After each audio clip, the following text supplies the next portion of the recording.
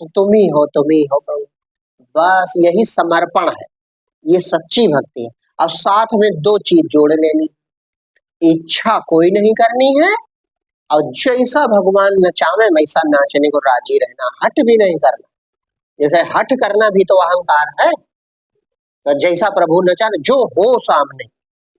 जो सामने हो रहा है उसको ईश्वर की मर्जी मानो, ये शरणागति होती है। लोग समझ नहीं पाते।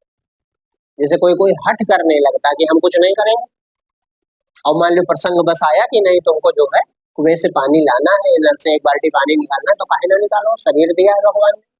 अंदर बुद्धि कह रही कि प्यास लगी तो निकाल ले, तो काहे ना निकाल। देखो चिड़िया जो है जहाँ पानी होता उड़ के जाके पी लेते कि नहीं पी लेते, अपना पेट भर लेते, कहाँ पढ़ने। चींटी भी अपना भोजन देखो एक दाना ढो के और भोजन कर लेती है। तो जो हमारा कर्तव्य है वो हमको करना चाहिए कि नहीं करना चाहिए। कर्तव्य करते रहो और भगवान को सौंपे रहो कि हम भगवान की कठपुतली हैं।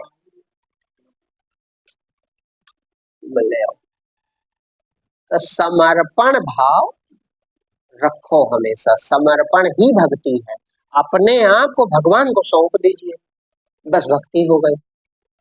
भक्ति का सबसे सुंदर भजन है अपना जो ये वाला, तन मन तुम ही हो जीवन तुम प्राण हो, हमारे कोई दूसरा नहीं है गोविंद बिन तुम्हारे। तन मन प्राण प्रभु सब तुम ही हो। आगे उसमें और लाइन बड़ी सुंदर है, तुम ही हो बंधुदारा, तुम हो जहां हमारा, तुमसे ही तो बना है इस सृष्टि का पसारा। माता पिता तुम ही हो और तुम ही हो पुत्र प्यारे।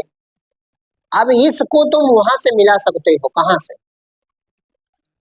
जननी, हाँ, जो भगवान राम विभीषण जी को समझा रहे हैं वहां से मिलान करना। तो भगवान राम कहते हैं वहां पे समझाते हुए कि जननी जनक बंधु सुतदारा, तन धन भवन सुहृद परिवारा, सबके ममता ताग बटोरी, मम पद मनहि बांध भर।